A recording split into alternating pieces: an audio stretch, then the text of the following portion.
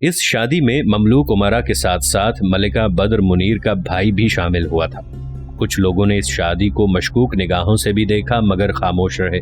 ملکہ بدر منیر اس شادی سے بے حد خوش تھی۔ اسے اپنی منزل قریب آتی ہوئی محسوس ہو رہی تھی۔ وہ ایک بار پھر ملکہ بننے کے خواب دیکھ رہی تھی۔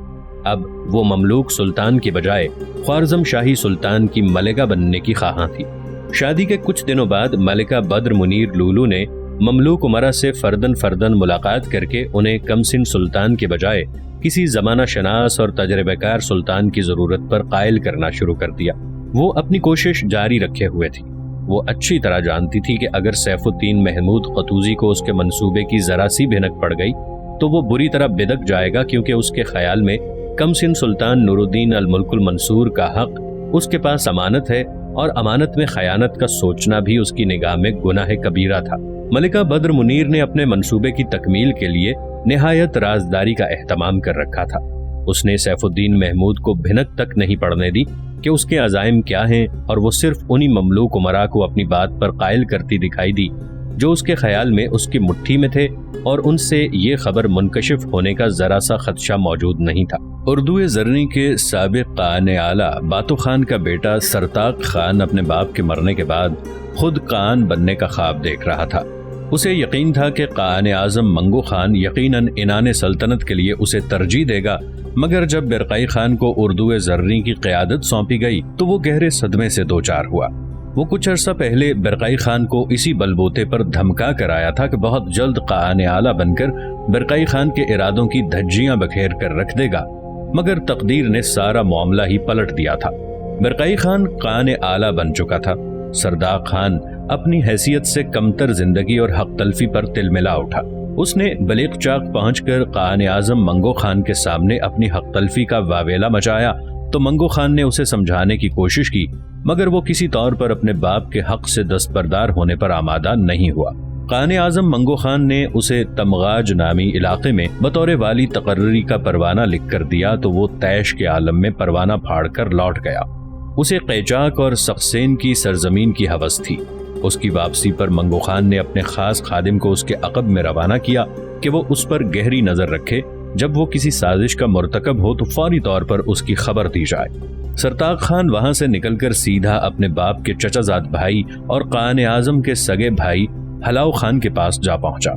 ہلاؤ خان نے سرتاق خان کی آمد کا مجزہ سن کر اسے ہاتھوں ہاتھ لیا اور اس کی خوب دلجوئی کی۔ برقعی خان کو ہلاؤ خان پہلے ہی اچھی نگاہ سے نہیں دیکھتا تھا۔ سرتاق خان کی آمد نے اس کے شیطانی دماغ میں ایک نئی منصوبہ سازی کو پروان چڑھایا۔ اس نے سرتاق خان کو بطور ڈھال استعمال کرنے کا فیصلہ کر لیا۔ وہ ایل خانی سلطنت کی وسعت بڑھانے کا خواہاں تھا۔ اردو زرنی کے خیام خیل منگولوں کو اطاعت گزار بنانے کے ساتھ ساتھ وہ انہیں قبول اسلام کی خوفناک سزا دینا چاہتا تھا۔ ہلاؤ خان نے بذات خود سامنے آنے کی بجائے سرتاق خان کو مسلح لشکر دے کر اردو زرنی کی طرف بڑھنے کی شے دی۔ اس نے سرتاق خان کی اسلام دشمنی کا بھرپور فائدہ اٹھاتے ہوئے اسے نصرانیت قبول کرنے کی دعوت دی، جسے سرتاق خان نے دوسرے احسانات کے ساتھ بخوشی قبول کر لیا۔ سرتاق خان کے بارے میں تاریخ کہتی ہے کہ وہ جہاں کہیں مسلمانوں کو دیکھ لیتا اسے اتنی دیر تک سکون حاصل نہ ہوتا جب تک وہ ان سب کو موت کی نیند نہ سلا دیتا۔ وہ دین اسلام کے بارے میں نہایت متعصب ذہنیت کا مالک تھا۔ اس نے اردو زرنی کے ایسے قبائل کے ساتھ مراسلہ نگاری کا سلسلہ شروع کیا جو اپنے آبائی مذہب کو ہر صورت میں ترجیح دیتے تھے۔ انہوں نے برقعی خان کی تبلیغ اسلام کی مہم کی مخالفت میں سرتاق خان کا ساتھ دینے میں بڑھ چڑھ کر حصہ لیا۔ یوں ایک بڑا لشکر سرتاق خان کے جھنڈے تلے جمع ہو گیا۔ سرتاق خان لاؤ لشکر کے ساتھ تیزی سے پیش قدمی کرتا ہوا سرائے کی جانب بڑھا۔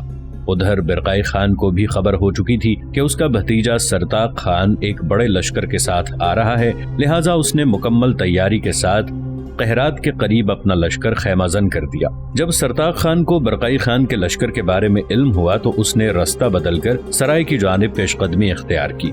برقعی خان نے یہ دیکھ کر کہ کچھ دستے مختلف علاقوں میں پھیلا دیے گئے ہیں، سرتاق خان برقعی خان کی بروقت منصوبہ بندی سے پریشان ہو گیا۔ وہ جس طرف سے بھی آگے بڑھنے کی کوشش کرتا اسے آگے لشکر کی موجودگی کی خبر ملتی۔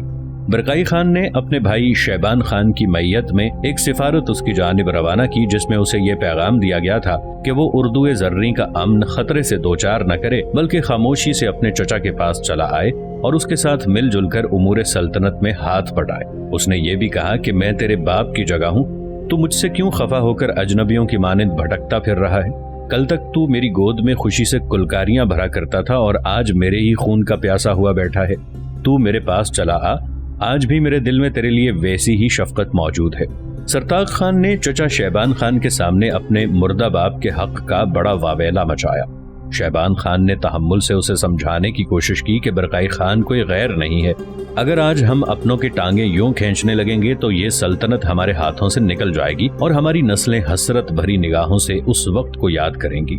سرتاق خان کے دماغ پر صرف قاآن بننے کا بھوت سوار تھا، وہ کسی دلیل کو ماننے کو تیار نہیں ہوا۔ اس نے صاف الفاظ میں کہا کہ برقائی خان ایک مسلمان ہے اور میرا دین نصرانیت ہے۔ میرے نزدیک کسی مسلمان کا چہرہ دیکھنا بھی باعث نحوست ہے۔ اردو زریں میں صرف نصرانیت کا ہی جھنڈا لہرائے گا، اسلام بہت جلد خواب پارینہ بن جائے گا۔ شیبان خان ناکام ہو کر واپس لوٹ آیا۔ اس نے برقائی خان کے سامنے اس کے جذبات بیان کرنے میں ذرا سی دروغ گوئی کا مظاہرہ نہیں کیا۔ برقائی خان کو اپنے بھتیجے سرتاق خان کی سرکشی اور بدتمیزی کا گہرا صدمہ ہوا۔ کافی دیر کی سوچ بچار کے بعد اس نے حکم دیا کہ لشکر سے کچھ دور ویرانے میں ایک خیمہ لگا دیا جائے۔ اس کے حکم کی فوراً تعمیل کی گئی۔ وہ لشکر گاہ سے نکل کر اس خیمے میں چلا گیا اور سختی سے حکم دیا کہ جب تک وہ خود نہ واپس لوٹے کوئی اس کی جانب نہ آئے۔ برقائی خان نے خیمے میں جا کر ایک بیڑی اور توق منگوایا اور سپاہی اس انوکھی فرمائش پر حیران ہوئے، مگر اپنے قائن کی حکم دولی کی ان میں جرت نہیں تھی۔ برقائی خان نے توق اپنے گلے میں ڈالا اور بیڑی سے اپنے پاؤں باندھ کر کھڑا ہو گیا۔ اس نے عجز و انکسار سے باری تعالیٰ کے حضور گریہ وزاری کی اور دعا کی کہ اے الہی، اگر تیرا دین اسلام اور شریعت محمدی واقعی برحق ہے تو سرتاق کے معاملے میں مجھ سے انصاف فرما۔ میرے بھائی نے جیسے میری حفاظت میں کبھی کوتاہی نہیں کی، ایسے ہی مجھے بھی توفیق عطا فرما کہ میں اس کی اولاد سے زیادتی نہ کروں۔ وہ 3 دن 3 رات اس خیمے میں تنہا اسی حالت میں گریہ وزاری کرتا رہا۔ وہ اس انتظار میں تھا کہ کب مشیت ایزدی کا حکم اسے سنائی دیتا ہے۔ قائن اعظم منگو خان تک جب سرتاق کی بغاوت اور لشکر کشی کی خبر پہنچی تو اس نے فوراً یہی کہا کہ مجھے پہلے ہی دن اس کے ماتھے پہ فتنہ لکھا دکھائی دے گیا تھا، مگر میں نے جان بوجھ کر اسے سدھرنے کی مہلت دی تھی۔ اس نے اپنے خفیہ خادموں کو حکم دیا کہ فوری طور پر سرتاق خان کو قتل کر دیا جائے، چاہے اس کے لیے کوئی بھی طریقہ استعمال کیا جائے۔ منگو خان کے خادم تیز رفتاری سے سرتاق خان کے لشکر میں جا پہنچے اور انہوں نے پہنچنے کے دوسرے ہی دن سرتاق خان کے کھانے میں زہر ملا دیا۔ سرتاق خان کو زہر کی بابت اس وقت معلوم ہوا جب اس کے پیٹ میں درد اٹھا۔ اس نے لشکر میں موجود طبیب کو فوری علاج کا حکم دیا، مگر زہر بے حد سریع الاثر تھا۔ صرف 1 گھنٹے کے بعد وہ ایک بڑے لشکر کی موجودگی میں بے بسی سے موت کے گھاٹ اتر گیا۔ برقائی خان کی گریہ و فریاد قبولیت کو پہنچی۔ وہ چاہتا تھا کہ سرتاق خان سے جنگ کی نوبت پیدا نہ ہو، وہی ہوا۔ سرتاق لاؤ لشکر کے ساتھ دین اسلام کے خلاف جس نفرت کا اظہار کرتا تیزی سے آگے بڑھ رہا تھا، ایک خون کا قطرہ بہائے بغیر ہی اس دنیا سے گزر گیا۔ جب سرتاق کی وفات کی خبر برقائی خان کو دی گئی تو اس نے اللہ تعالیٰ کا شکر ادا کیا کہ اس نے واقعی ان دونوں کے درمیان انصاف کیا ہے۔ اس نے بیڑی کھولی اور توق گلے سے اتار دیا۔ وہ بوجھل قدموں کے ساتھ سرتاق خان کے لشکر میں پہنچا، اس کی لاش ساتھ لے کر سرائے واپس آیا اور نصرانیت کی رسومات کے مطابق اس کی تدفین کر دی۔ دوسری جانب مطیع الدین چشمے کے قریب پہنچا تو فناجو خان خیمے نصب کرتا ہوا دکھائی دیا۔ اس نے فناجو خان کو منع کرنا چاہا کہ خیمے نہ لگائے جائیں بلکہ واپسی کا سفر اختیار کیا جائے، مگر فناجو خان اس کی ابتر حالت دیکھ کر واپسی پر تیار نہیں ہوا۔ فناجو خان نے کھانے پینے کے سامان میں سے کچھ گوشت نکالا اور چشمے کی ایک جانب آگ دہکا کر بھوننے لگا۔ وہ دن بھر ادھر ادھر پھرتے رہنے سے کچھ کھا پی نہیں سکا تھا۔ مطیع الدین کو تو جیسے چپ لگ گئی تھی۔ فناجو خان اس کی مسلسل خاموشی سے بوریت محسوس کر رہا تھا۔ گوشت کے پارچے جب خوشبو دینے لگے تو اس نے کچھ ٹکڑے مطیع الدین کی جانب بڑھا دیے۔ اب کیا ارادہ ہے؟ فناجو خان نے طویل سکوت کو توڑنے کی کوشش کی۔ سمجھ میں کچھ نہیں آ رہا کہ اب کیا کروں۔ تم نے ایسی منحوس خبر سنائی ہے کہ ذہن بار بار بہک جاتا ہے۔ کیا تمہیں واقعی یقین ہے کہ گل وقوز مر چکی ہے؟ مطیع الدین دبے لہجے میں بولا۔ میں نے یہ تو نہیں کہا کہ گل وقوز مر چکی ہے، یہ خیال تمہارے ذہن کی اختراع ہے۔ میں نے صرف اتنا کہا تھا کہ اس غار میں کوئی عورت موجود تھی. ممکن ہے کہ وہ گل وقوز ہی ہو, لیکن اگر وہ گل وقوز ہی تھی تو اس کی لاش وہاں سے نکالنے کی نوبت کیوں پیش آئی؟ منگول قبائل آخری رسم کا غار کبھی نہیں کھولتے. تمہاری اسی بات سے دل کی کچھ ڈھارس بنتی ہے کہ غار میں موجود عورت گل وقوز نہیں ہوگی. میں ابھی تک سمجھ نہیں سکا کہ ان لوگوں کی آخر ایک زندہ عورت کی آخری رسم ادا کرنے کی ضرورت کیا تھی.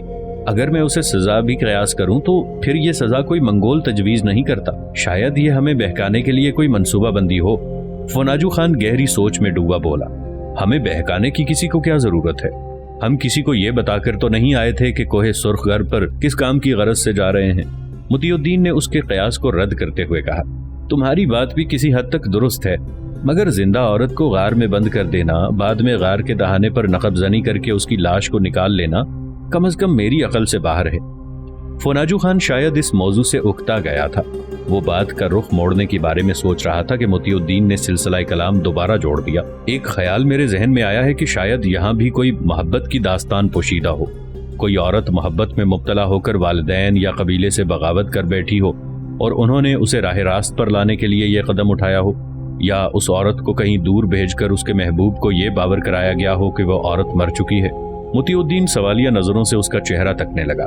فوناجو خان نے فقط اسبات میں سر ہلا دیا. ایسا بھی ممکن ہے؟ کیا آج رات آرام کرنے کا کوئی ارادہ نہیں ہے؟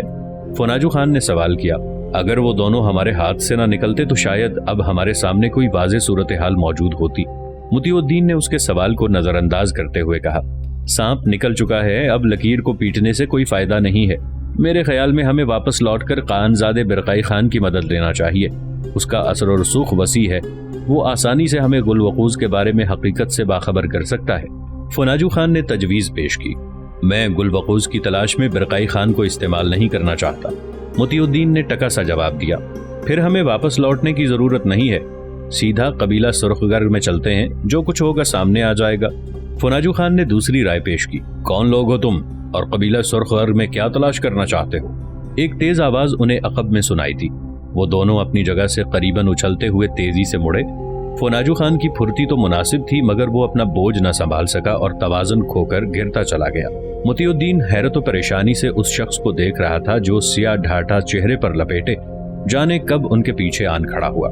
ادھر بیبرس جب اپنی قیام گاہ پر واپس لوٹا تو اسے معلوم ہوا کہ آرمینیا کے سپاہیوں نے اس کے باقی ساتھی تاجروں کے ساتھ بھی کچھ اسی سے ملتا جلتا سلوک کر کے ان کے مال و متاع مختلف حربوں سے ہتھیا لیے ہیں.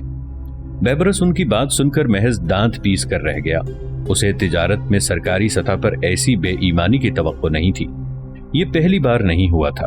آرمینیا میں جتنے بھی مسلمان تاجر متوقع منافع کی منڈی کے خیال سے اس جانب رخ کرتے تھے, ان کے ساتھ کچھ ایسا ہی سلوک کیا جاتا تھا. جب وہ مال فروخت کر کے واپس لوٹنے کی تیاری میں مصروف ہوتے تو شاہی ہرکارے ان کے گرد پھیل کر خامخواہ ان پر الزامات ٹھونس دیتے اور ان سے جمع پونجی چھین لیتے. کچھ لوگ اعلیٰ سطح پر شکایت لے کر پہنچ بھی گئے, مگر ان کے مقامی نہ ہونے پر ان کی فریاد کو سننے سے انکار کر دیا گیا. بیبرس چونکہ کبھی اس جانب نہیں آیا تھا, اس لیے اسے کوئی ایسا تجربہ نہیں تھا. نہ ہی اس کے ساتھی تاجروں نے آرمینیا کی لوٹ مار کا تذکرہ کبھی پہلے کیا تھا. بیبرس نے اس جانب سے لا علمی کی ایک وجہ یہ بھی قیاس کی کہ مسلمان تاجروں کو لوٹ کر انہیں آرمینیا کی سرحد بھی پار نہیں کرنے دی جاتی ہوگی, تاکہ دوسرے علاقوں میں آرمینیا کے برتاؤ کی خبر نہ پہنچ سکے. حالات چونکہ بے حد نازک موڑ اختیار کر چکے تھے, بیبرس کو اپنی جان سے زیادہ مصیبت میں پھنسے ہوئے مسلمانوں کی زندگی عزیز تھی. اس لیے تیزی سے فیصلہ کرتے ہوئے اس نے اپنے ساتھیوں کو فوری واپسی کا مشورہ دیا. واپسی کی بات بھی منہ تک مت لانا, تمہارا مال شاید ابھی تک بچا ہوا ہے, اسی لیے تم فوری واپس لوٹنے کا واویلا مچا رہے ہو. ہماری جمع پونجی لٹ چکی ہے, ہم یہاں سے خالی ہاتھ واپس نہیں جائیں گے. ایک تاجر فرتے جذبات میں آپے سے باہر ہوتا ہوا بولا. بات میرے یا تمہارے مال کی نہیں ہے.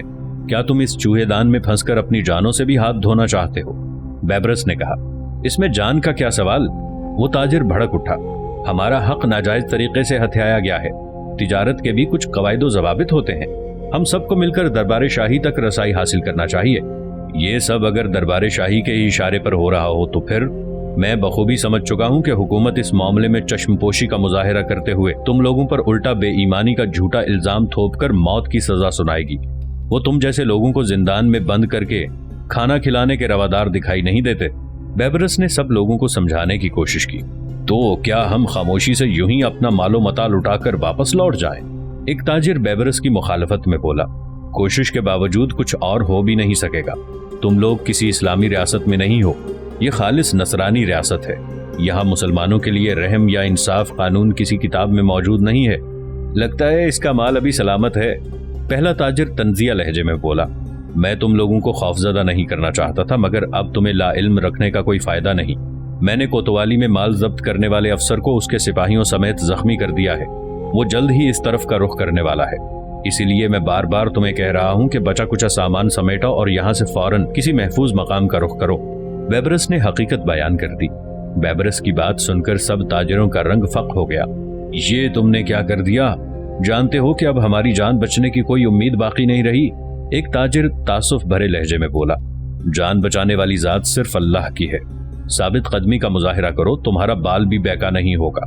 میں تو سوچ رہا تھا کہ مقامی تاجروں سے بات کر کے انہیں اپنے ساتھ ملا کر دربار شاہی تک رسائی حاصل کر کے شاہی کارندوں کی شکایت کروں گا۔ مقامی تاجروں کی بدولت ہمیں کچھ نہ کچھ تو واپس مل ہی جائے گا، مگر تمہاری حرکت سے وہ امید بھی ٹوٹ گئی۔ پہلے تاجر نے یاسیت کے عالم میں کہا، تم لوگ پریشان مت ہو، میں کوشش کروں گا کہ تمہارا نقصان پورا ہو جائے، مگر یہاں سے جان بچا کر اپنے وطن تک لوٹنا ضروری ہے۔ بیبرس نے ان کی ڈھارس بندھائی۔ وہ سب تیزی سے اپنے بچے کچے کپڑے سمیٹنے لگے۔ کچھ ہی دیر میں وہ بیبرس کے ساتھ اس مقام سے نکل گئے۔ کوتوالی کا افسر جب وہاں پہنچا تو اس کی توقع کے مطابق اسے وہاں کچھ نہیں ملا۔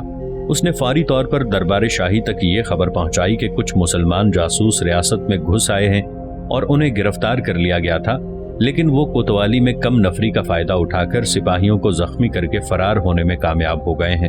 دربار شاہی سے ان کی تلاش کا حکم نامہ جاری ہو گیا۔ بیبرس ان سب تاجروں کو شہر کی حدود سے باہر لے آیا تھا۔ ایک محفوظ مقام پر اس نے پڑاؤ ڈال کر صورتحال سے نمٹنے کے لیے منصوبہ بندی پر غور شروع کر دیا۔ وہ بخوبی جانتا تھا کہ انہیں مخصوص حلیے میں پہچان لیا جانا کوئی مشکل بات نہیں ہوگی۔ اس کے لیے کوئی ایسا راستہ اختیار کرنا ضروری تھا جس سے آرمینیا کے محافظوں کی نگاہوں میں دھول جھونکی جا سکے۔ ادھر ہلاؤ خان کے پاس جب سرتاق خان کی موت کی خبر پہنچی تو وہ تڑپ اٹھا۔ اس کا اردو زرنی پر قبضے کا خواب بکھر کر رہ گیا تھا۔ اس نے زہر خورانی کی سازش میں برقعی خان کو مورد الزام ٹھہرایا۔ اس نے برقعی خان کے اس اقدام کے خلاف قائد اعظم منگو خان کے پاس شکایت کی اور پرزور طریقے سے برقعی خان کو معزول کر دینے کی سفارش کی، مگر منگو خان نے اسے اپنے معاملات کی جانب متوجہ رہنے کی تلقین کی۔ وہ خود برقعی خان کے خلاف لشکر کشی کا ارادہ باندھے بیٹھا تھا، مگر جب بڑے بھائی کی جانب سے اس معاملے میں عدم مداخلت کا واضح حکم ملا تو وہ بے بسی کے عالم میں پیچ و تاب کھانے لگا۔ وہ برقعی خان کو بزور کچل دینا چاہتا تھا، مگر ان دونوں کے درمیان قائد اعظم کی ذات موجود تھی۔ برقعی خان کے بھی کچھ ایسے ہی جذبات تھے، مگر وہ پہل نہیں کرنا چاہتا تھا۔ ہلاؤ خان نے اپنے خاص نصرانی سالار قطغہ خان کو مشورے کے لیے اپنے پاس طلب کیا۔ چند دوسرے خاص مقربین کی موجودگی میں ہلاؤ خان نے سرتاق خان کی موت، برقعی خان کی زہر خورانی اور قائد اعظم کی ممانعت کا معاملہ ان سب کے گوش گزار کیا۔ ہلاؤ خان کی بات سننے کے بعد انہوں نے دریافت کیا کہ اس کے دل میں کیا ہے۔ ہلاؤ خان نے صاف لفظوں میں برقعی خان کی ذلت آمیز موت اور اردو زرنی کے منگولوں کو سزا دینے کی خواہش کا اظہار کیا۔ قائد اعظم کی حکم عدولی کے بارے میں تو سوچا بھی نہیں جا سکتا، البتہ اردو زرنی میں موجود برقعی خان کے مخالفین کی حوصلہ افزائی کر کے انہیں بغاوت پر ضرور اکسایا جا سکتا ہے۔ ایک مقرب جان جوزنانی نے اپنی رائے پیش کی، یہ کام بہت سست اور وقت طلب ہے۔ مجھے کوئی ایسا قدم اٹھانے کی خواہش ہے جو کہ نہایت کاری بھی ہو اور فوری نتائج کا حامل ہو۔ ہلاؤ خان نے کہا، میرے پاس ایک خاص تجویز ہے، اگر آپ اجازت دیں تو میں صرف آپ کو تنہائی میں بتاؤں گا۔ قطبغہ خان نے دھیمے لہجے میں کہا، تم بخوبی جانتے ہو کہ یہ سب لوگ میرے خاص مقربین ہیں۔ ہلاؤ خان نے تیز لہجے میں کہا، میری تجویز کا تقاضا ہے کہ وہ میرے اور آپ کے درمیان رہے۔ قطبغہ خان نے جواب دیا۔ ہلاؤ خان نے سب لوگوں کو باہر جانے کا حکم دیا۔ وہ قدر ناگواری کا مظاہرہ کرتے ہوئے وہاں سے نکل گئے۔ ہلاؤ خان ان کے جانے کے بعد قطبغہ خان کی جانب متوجہ ہوا۔ خان اعظم، قطبغہ خان مؤدب لہجے میں بولا، آپ کے مقربین میں کچھ مسلمان بھی موجود تھے، اس لیے میں نے ان کے سامنے بات کرنے میں ہچکچاہٹ محسوس کی۔ ٹھیک ہے، جو تم کہنا چاہتے ہو صاف الفاظ میں کہہ سکتے ہو۔ ہلاؤ خان نے کسی رد عمل کا اظہار نہیں کیا۔ آپ کو برقعی خان سے اسی لیے نفرت ہے کہ وہ مسلمان ہو چکا ہے اور بڑی تیزی سے اردو زرنی میں اسلام کا دائرہ پھیلا کر منگولوں کو مذہب سے دور کر رہا ہے۔ قطبغہ خان نے کہا، یہ بھی کہہ سکتے ہو، میری مخالفت اسلام سے بھی اتنی ہے جتنی برقائی خان سے ہے۔ حلاؤ خان بولا، اگر آپ چاہیں تو برقائی خان تڑپ کر خود آگے بڑھ کر آپ پر حملہ آور ہو سکتا ہے۔ قطبغہ خان نے پراسرار لہجے میں کہا۔ حلاؤ خان کی آنکھیں اس کی بات پر چمک اٹھیں۔